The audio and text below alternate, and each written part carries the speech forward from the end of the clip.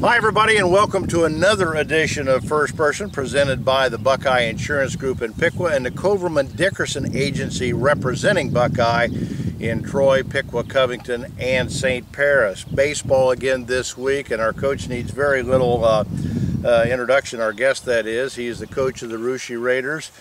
Rick Gold, formerly the coach of the Piqua Indians for I think 20-21 years, where he really established some impressive credentials. Great to have you, and before anything else, I want to congratulate you coming back to Russia this year on a fantastic season. 17 wins, 11-1 in the Shelby County Conference. That's not easy, and your first title, I think, since 2003. But I think maybe the most impressive thing of all, Rick, is the number of comments I hear from players and people in that community about how much fun baseball was in Russia. I congratulate you for all of it, but the last part I think is the best. Well, thank you very much, Sonny. It was a very good year. Again, the kids up there really responded well. They played hard, they compete well, and it was fun being around them.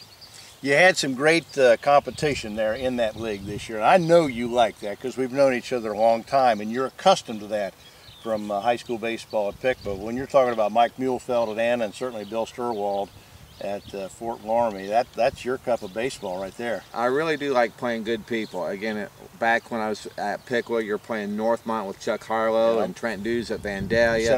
Centerville with Tim Engelke then. And every game was a good game. You had to play your best. And that's the way I felt in the Shelby County League, especially when you're going up against Anna and Fort Loramie. You've been gone for about 10 years. You left Piqua back then and went to Wittenberg as an assistant. Tell me a little bit again about what made high school baseball so desirable for you to come back to? Again, high school baseball, I guess, is just part of my blood. That's what I grew up doing, what I enjoy, and I really enjoy the coaches. You know, again, a lot of those coaches are still good friends, and I miss that little spirit of camaraderie. I miss the high school kids and being able to teach them and watch them progress and get better, and I think that's what makes it pretty special. Rick, I made a comment a moment ago about people who said this year how much fun it was to watch Russia baseball.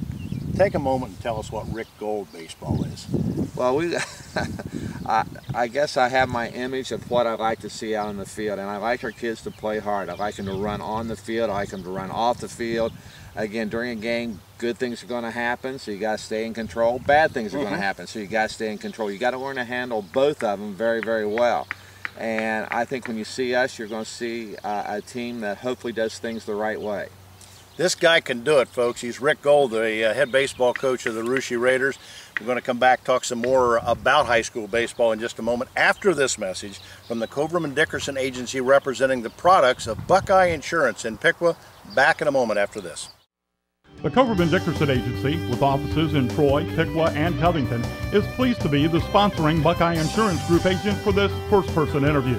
For farm, auto, and homeowner insurance, Coverman Dickerson is one of the area's fastest-growing Buckeye providers, with a history of service and competitive rates. And we're also an outstanding source of coverage for families with young drivers.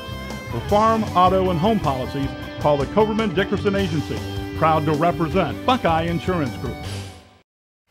Welcome back again, everybody, to our first person this week with Rick Gold, the head baseball coach of the Russia Raiders. We mentioned about the fact of you being gone for 10 years from high school baseball. Any surprises in the game when you came back this year, pertaining to maybe what it was like when you left? Again, not really. Again, baseball hasn't really changed a whole lot except for the BB Core bats. That sure changed the game this year, and there was a lot more bunting than I remember. And you know, back in the day with the other bats, you would play more for the big inning. This year, you're trying to play run by run. So maybe that, but again, the kids up there were just outstanding. So everybody talks about kids nowadays. Well, the kids that I dealt with nowadays were pretty special.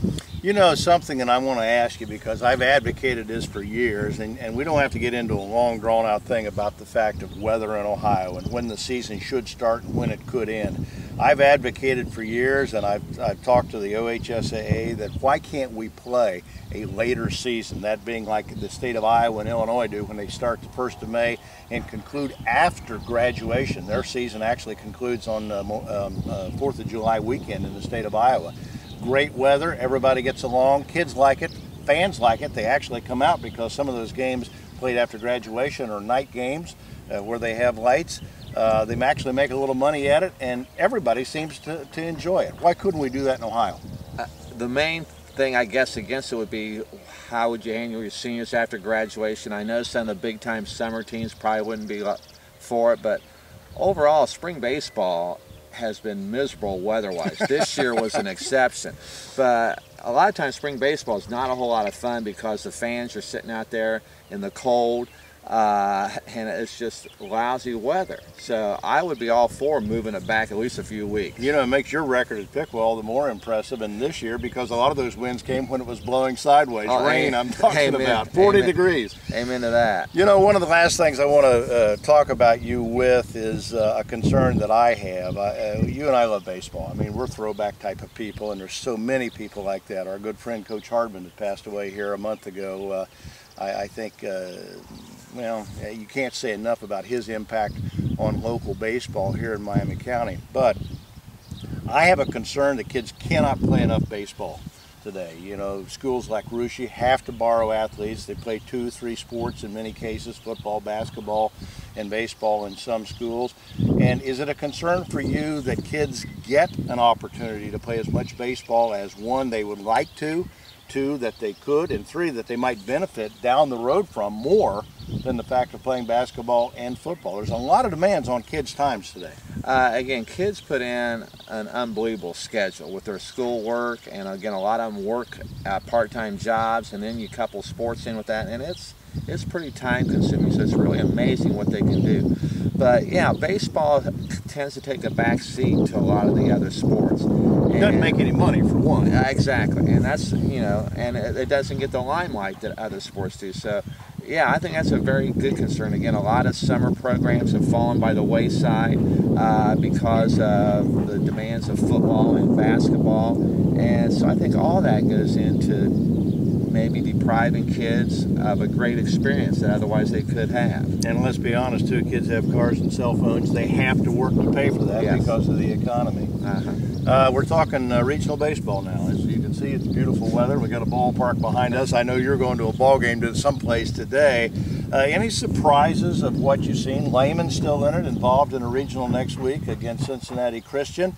Minster, the defending champions, a 4-3 winner to advance to that round. Tell us a little bit about what you've seen thus far. Again, most of the teams I've been able to see, they have pretty good pitching to set the tone. You know, like with Lehman, with Alex Smith, he's an outstanding young man, and Benton Weber's done very well for him. And then like Versailles with their 2 guys, Zach Niekamp may not be the hardest thrower in the world, but man, is he a competitor. And then I watched Ethan Bruns throw last night, had a great breaking pitch, which you would appreciate. Yes, sir. And then Minster with Niemeyer, and they all play good baseball. They're all very, very sound fundamentally. They play the game the way it should be played, and they've been very, very fortunate that a few breaks have gone their way. I have to admit something to you. To look at you with that blue hat and it not have a P on the top of it looks very odd to me, but I know they love you and Russia, and congratulations on a great year.